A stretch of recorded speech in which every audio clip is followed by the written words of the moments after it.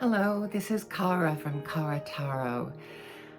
This is my second attempt at recording this video, and I thought this time I would try to take advantage of a little natural light from the window, so hopefully the glare won't be too bad. This is hashtag what is tarot to me?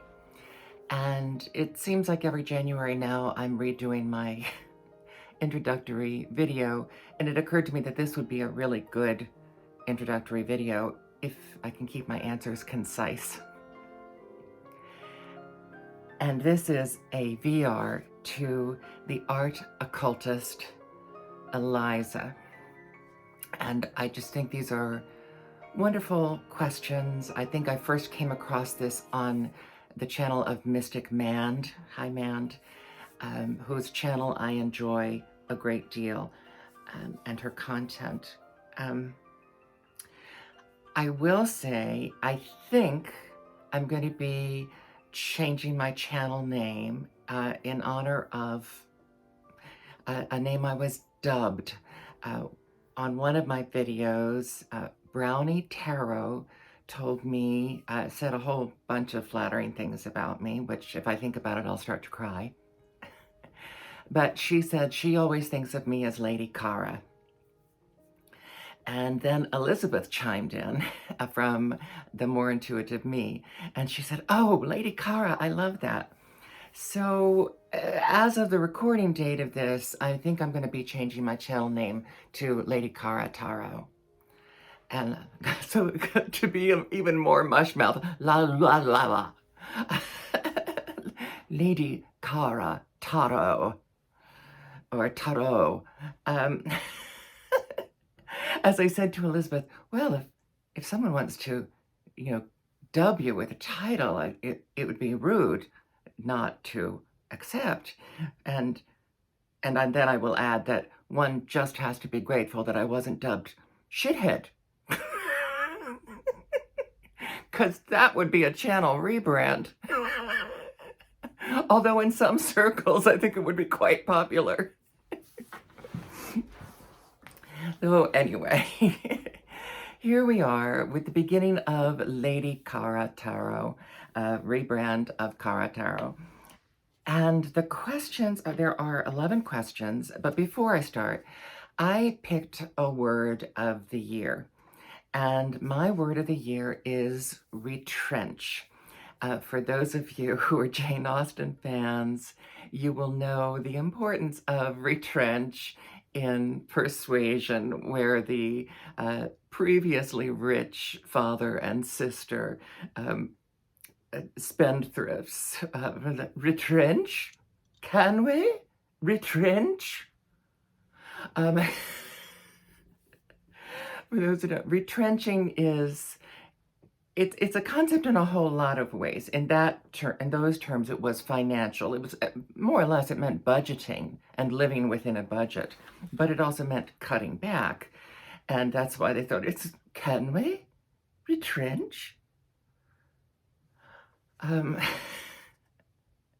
But for me, and of course it has, for me personally, this year, it has to do with, I'm not trying to go full no-buy in 2026, but at least retrench. And it also means to, maintain and take care of what you have. And I'm all about that. I have been all about that. I'm a Virgo. So that is my word of 2026. And I'm kind of posting at different places to try to remind myself of that. So the first question, and question number 10 of 11 in this group asks about 3 decks that are dear to your heart. So what I thought I would do is show these decks while I'm talking, so you don't just have this, ineffable bubblehead here talking. So you have something a little different to look at. So the first question is, how do you explain what tarot is to someone that has never heard of tarot before? Well, I think it's pretty hard to find someone who has never heard of it. Um, but I did very recently. My mother is on home hospice care, and in my first discussion with meeting the pastor, the ministerial person that was coming, and I'm starting with the Visconti Sforza, uh, said to me, I was talking to her, and she basically didn't know anything about tarot, um, and she was willing to listen. And I said, well, first and foremost, they're cards. They're just cards. That's it. They're cards. And I'll get into more of that later. But I said, to me, especially given the historical background of the cards, in particular, the triumphs equate to the way the church used to have stained glass windows to tell the stories of the Bible and to show the progression of the worthy spiritual life. And they had that for people who couldn't read.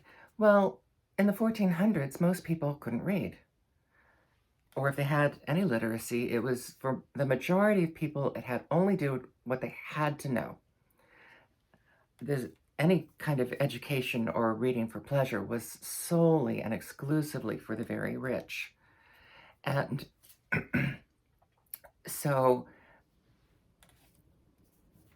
the cards, especially the triumphs, to me, are archetypes is a more modern word, but I say they're analogies. They're analogies of life itself, good and bad, and the path of life. Only recently did I have a little epiphany about the first two cards are physical mastery and spiritual mastery. And then the whole rest of the arcana kind of goes back and forth between physical and spiritual, physical and spiritual. You have the Empress and the Emperor, physical, and then the Pope or the Hierophant, spiritual. And of course, now in different decks, there's, especially different historical decks, there are different characters in there. So then that's different. But anyway, that actually, it's kind of like in a book when they have, or a journalism article, where you have the statement of purpose up front. So we have, those two cards are telling us, this is what this is going to be about. This is going to be about how we struggle between the physical and the spiritual through our lives.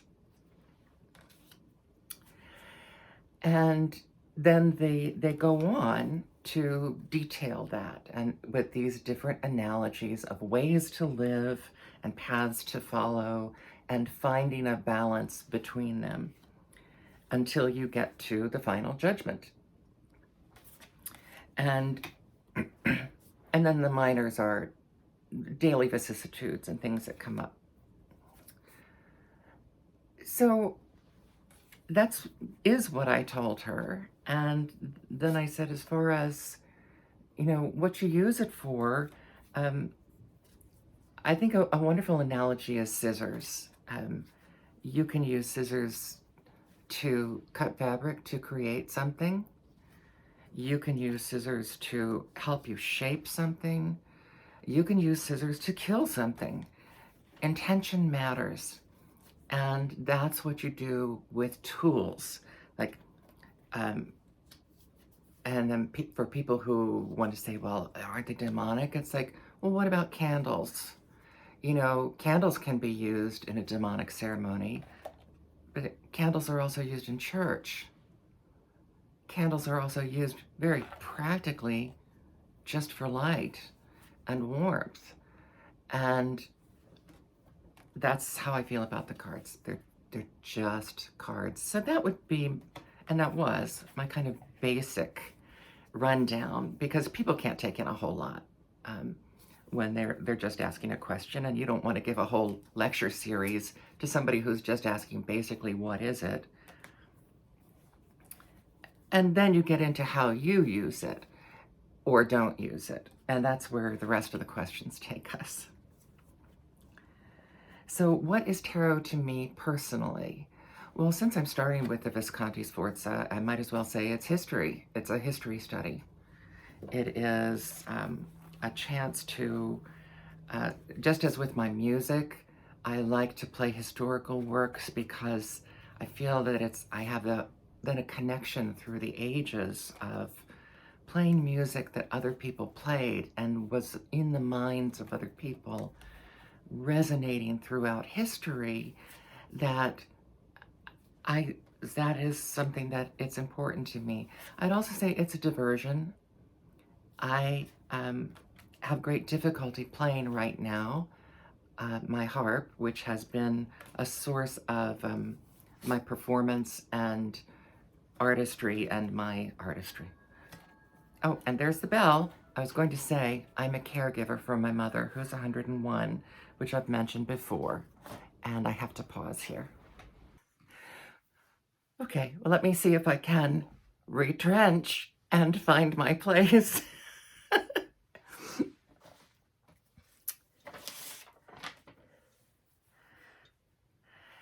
So what I was going to say is that due to my caregiving duties, which involve lifting my mother a lot, and we do have some help, but not much, it's only part-time, I have injured my shoulder, my arm, my neck, and performing on the harp is most recently what I've done to bring in a little income.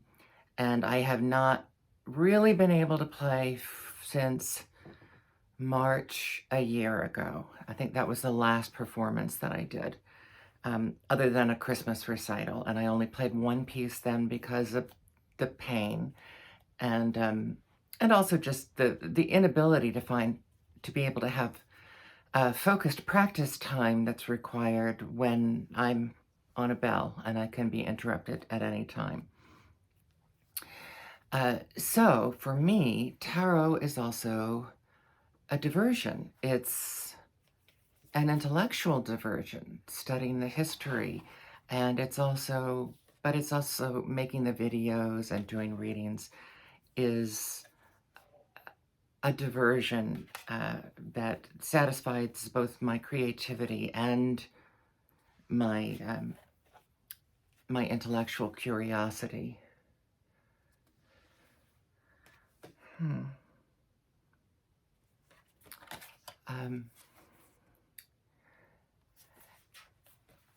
So that's probably primarily what it is for me personally.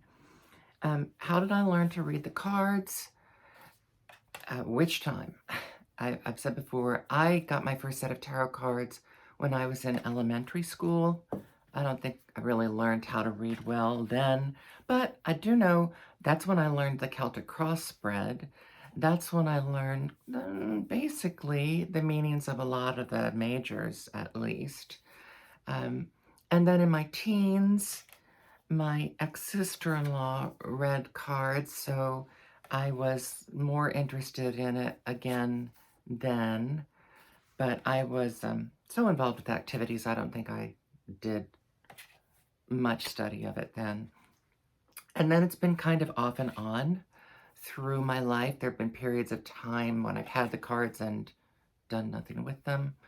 And then there have been periods of time where I was reading and exploring them, and then there were periods of time when I threw them out. So I would say probably, a deck came back with me in 2010 when I moved back to my parents to help them. And then I got 2 more decks,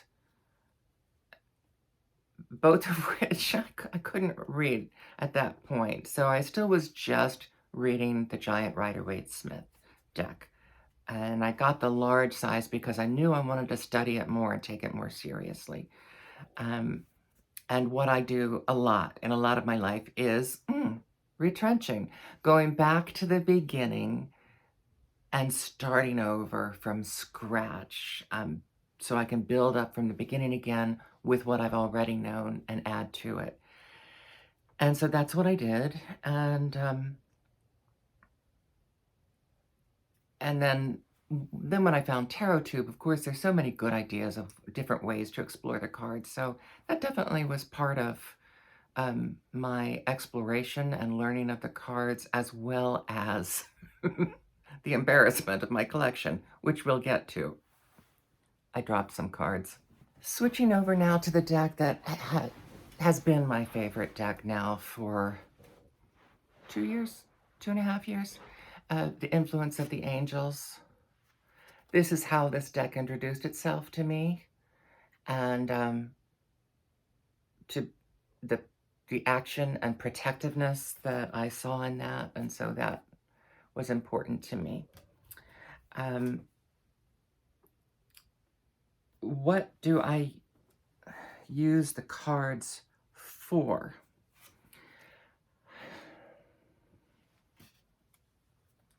Well, I do readings. It shifts and changes. I do professional readings. I read for other people, but I'm in a rural area. There's not a great deal of that. I go out to fairs, and I've been trying to organize something at a couple different coffee shops or locations, but it's a rural area, and it's resistant. This is a MAGA area. But anyway, so I read for others when I can, and then I post general readings.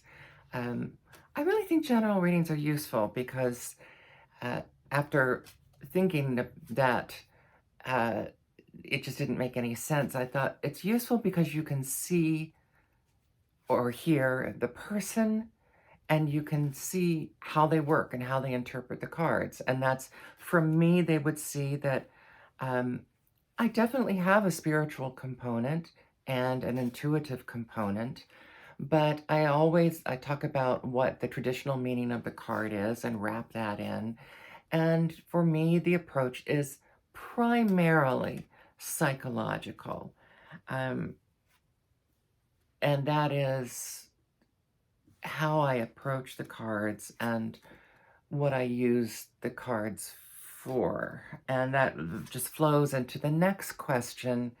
What is your approach to the cards? And the question was, is it philosophical, psychological, self-developmental, or spiritual? Yes, yes, yes, and yes. It's all of those. Initially, it was an extension of my spirituality. I had spent a couple years listening to the various books and reading a hard book, and also listening to a wonderful audiobook online of the 3 books written by Teresa of Avila. And which amounts to kind of a lesson in mysticism. And so that flowed into an understanding that I could use the cards as an extension and reflection of my spirituality. And I'm adding to that historical spiritual. They work together for me because, as I said, that feeling of history, of the lives of people that have come before, as I guess some people would say ancestry, that feeling would be tied in with spirituality for me. What types of reading do I do? I have to say, when I go out, most of the time it's general readings. Most of the time, people either don't have a specific question, or they're not going to tell me what that specific question is. So a general reading, and then it's like usually halfway through I find out what the real question is. And so one of the reasons I do my general readings online is it gives me a chance to remain fresh with the great variety of decks that I am spoiled to have. And it also helps me try out new spreads and see what new spreads I like. Because my goal is to have ingrained, and I have ingrained, favorite spreads that are my fallback so that when I'm reading for a client, I don't have to think about the spread. It's just I'm using something that comes naturally, whether it's large or small. And then, that's just, that part of it is flowing and I'm not having to rethink the spread for that. What types of readings would you never do? Maybe never say never. There are caveats that a lot of people have.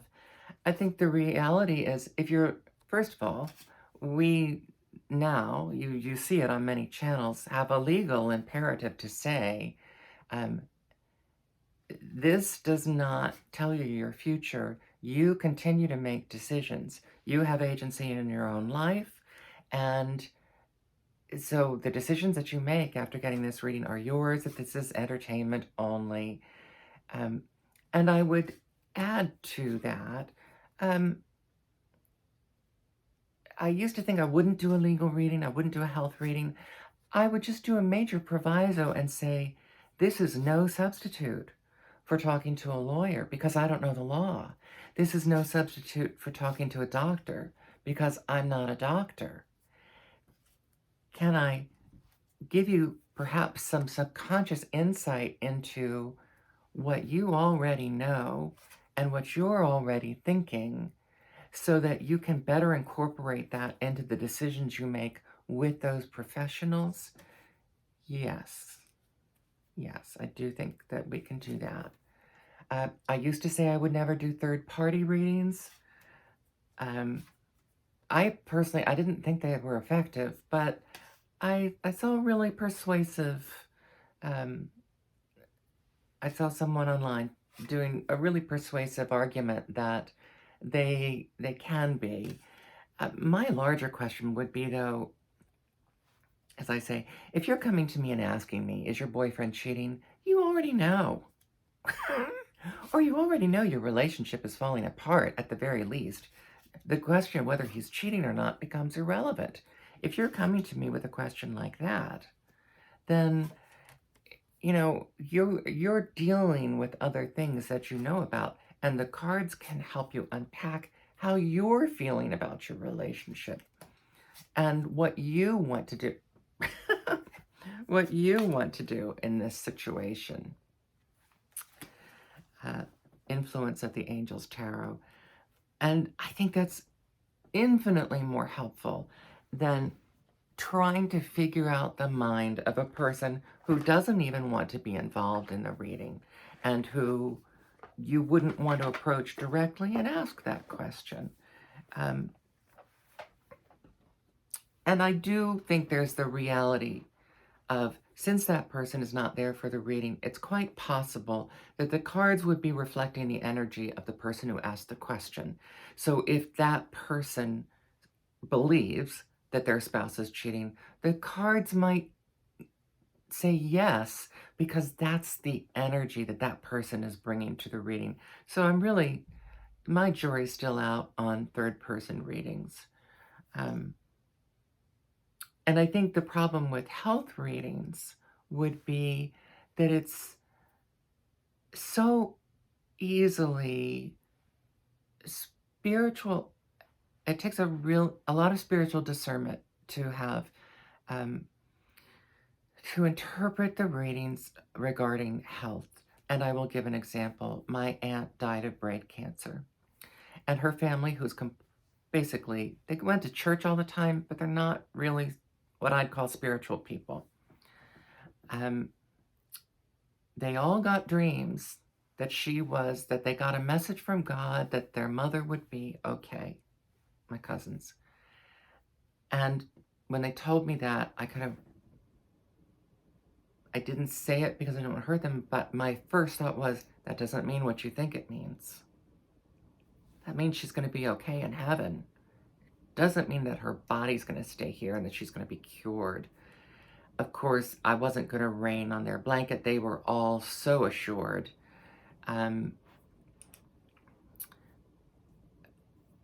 but that was a case of they interpreted it the way they wanted to hear it, and they weren't thinking about what it might mean. And so the same thing can happen if you're, you get a reading about your health or about a legal situation or about a romantic situation, is that the desire to read it the way you want to hear it may be at odds with what the message really is. But if you don't do readings like that, it's given that the romantic readings are the preponderance of what people want to ask usually. That's then you're dealing with, you're giving them a reading about something that they're not as interested in, and people wouldn't come back for that. So you have to be willing to go at least some way towards what the person wants the reading for. Do I think tarot can predict the future? I think tarot are cards, and I don't think cards predict anything. I think people predict.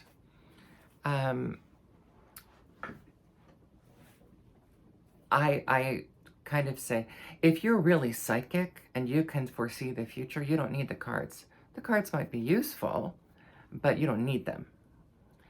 And if you're not, the cards aren't going to make you psychic. They might help you see things. And this is the Scarab and Dahlia, a deck that was near to my heart because it helped me realize that a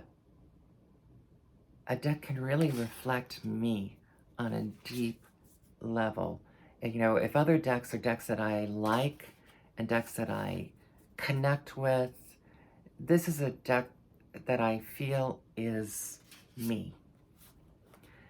And it's interesting, I saw a couple of years ago, a lot of people were raving about this deck. I don't see it very much lately.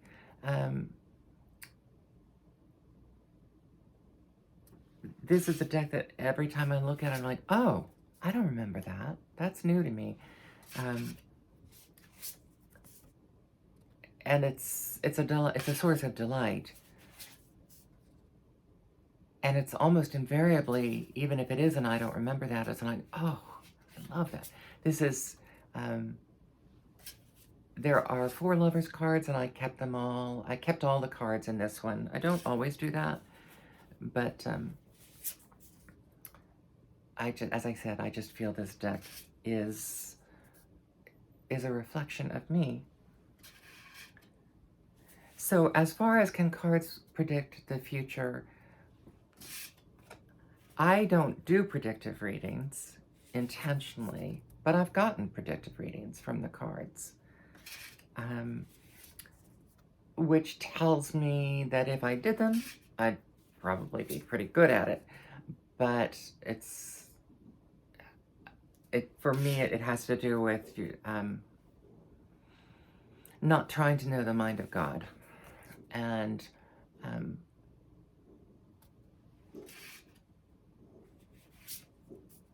I think there are a variety of reasons for that, including people tend to go with a prediction they've been given and tend to make it come true, even if it could be changed.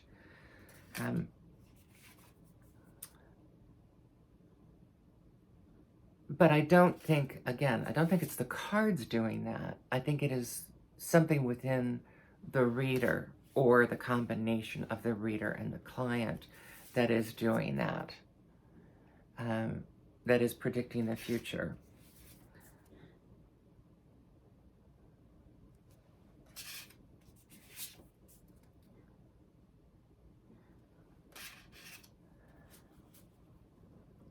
Am I a collector, and where do I stand on tarot consumerism? I'm a collector by nature, which I had to come to terms with after I started collecting tarot cards.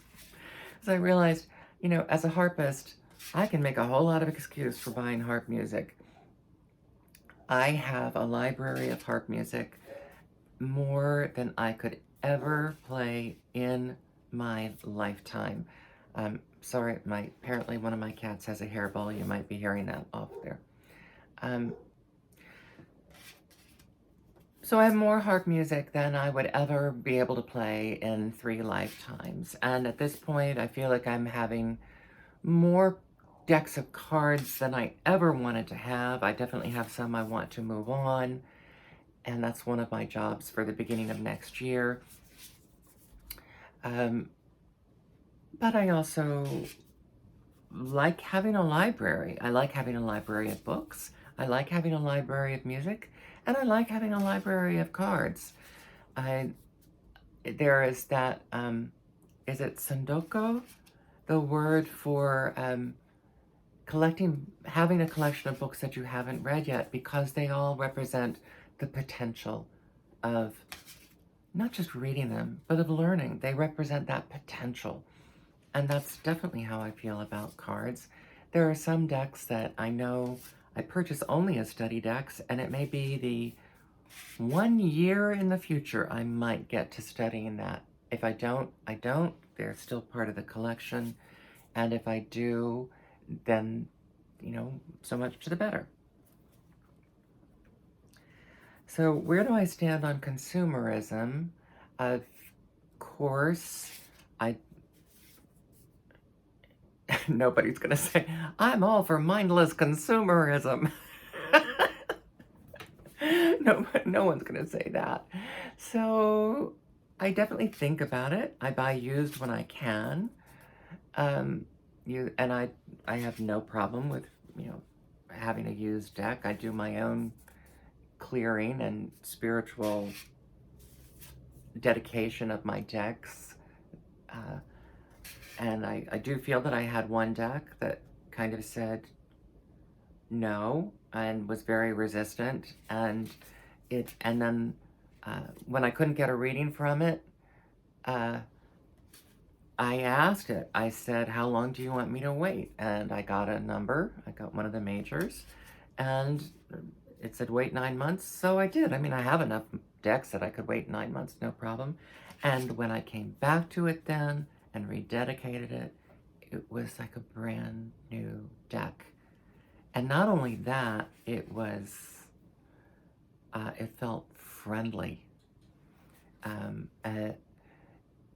But then we get to anthropomorphizing of decks, which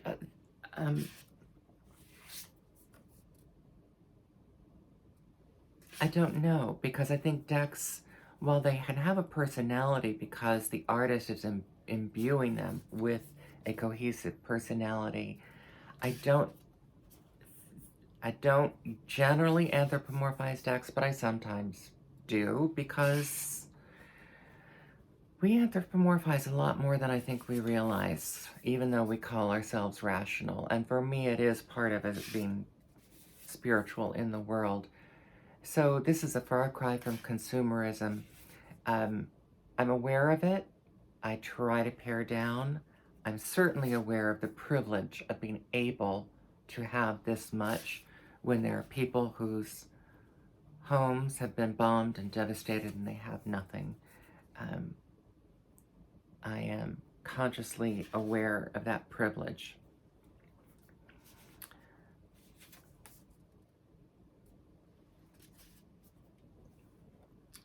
So now I get to question number 10. Show us 3 decks that are dear to your heart and tell us why. Well, I started with the Visconti Sforza, and that's because just the primacy of the history of that deck. Influence of the Angels is a deck that even though I read the Rider-Waite-Smith for a long time, it was more of an intellectual experience, I think.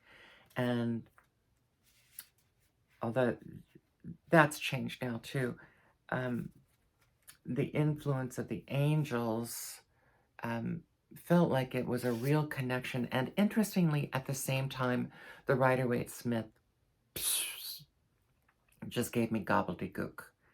And now, in retrospect, looking back, I feel like the Rider-Waite-Smith was saying, you need that deck.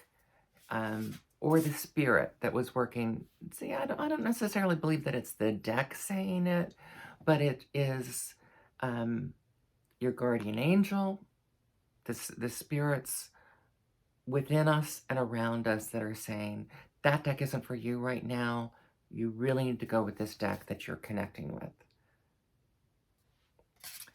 And then, as I said, with the Scarab and Dahlia, it's the first time I really felt that a deck could just really reflect my inner life and who I am.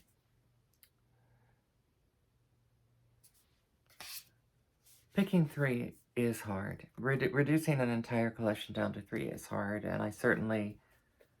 The Scarab and Dahlia and the Visconti Sforza were the staples. I vacillated a bit on what and why I would choose that third deck.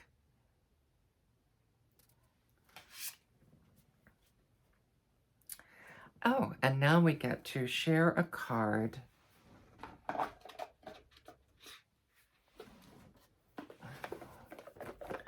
that describes your spiritual being. And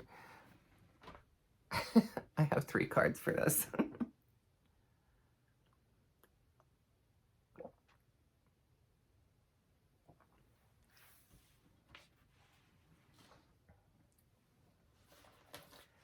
I'm going to start with I really do feel as if she's a friend, even though we're in different continents and we've never met. Denise from Tarot of Dreams 80 does a large personal spread.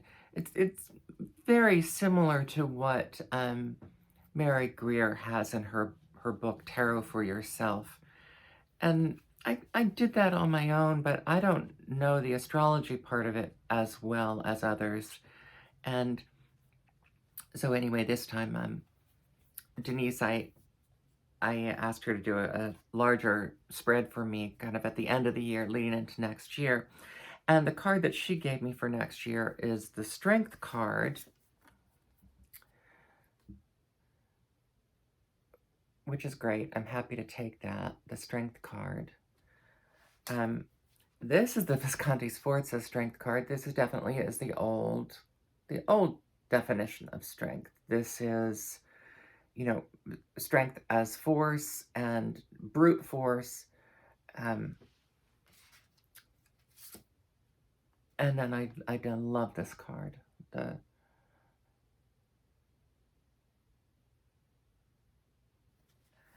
So from Denise's large tarot personality reading, I think she calls it,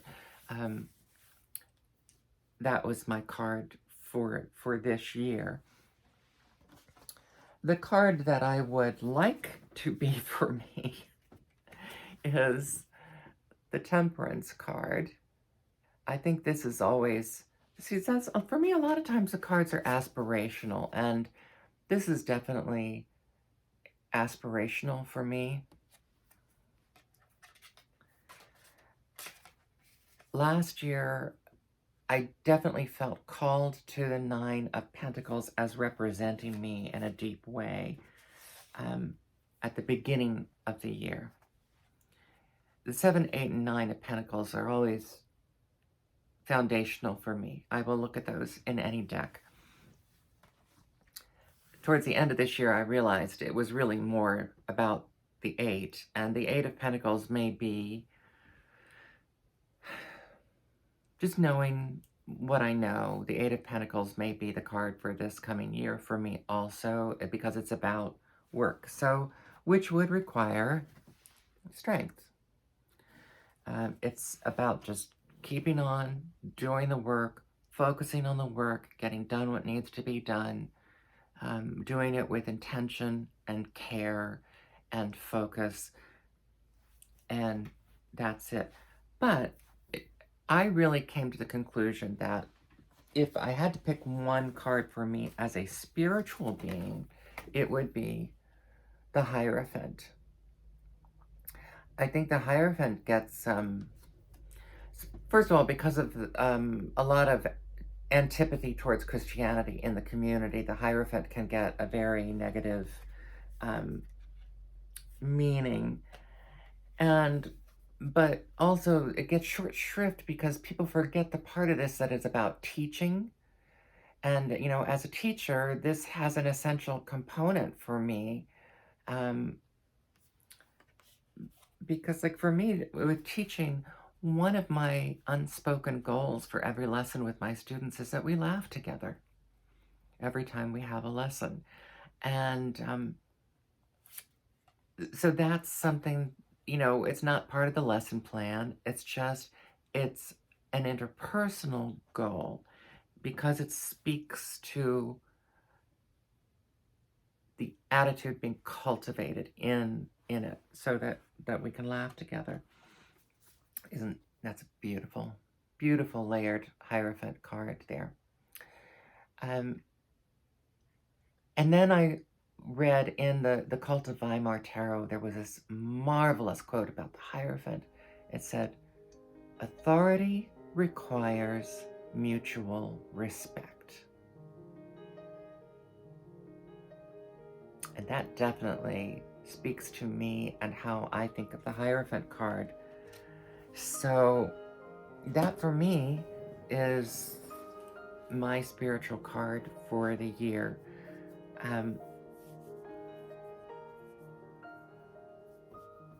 Thank you for spending this time with me. I hope it wasn't too much blather. And I also hope I didn't give the answer short shrift because I was trying to be a little more brief. I hope you have a wonderful 2026. I hope it is filled with health and laughter and unexpected delights. This is Cara from Lady Cara Tarot. Thank you.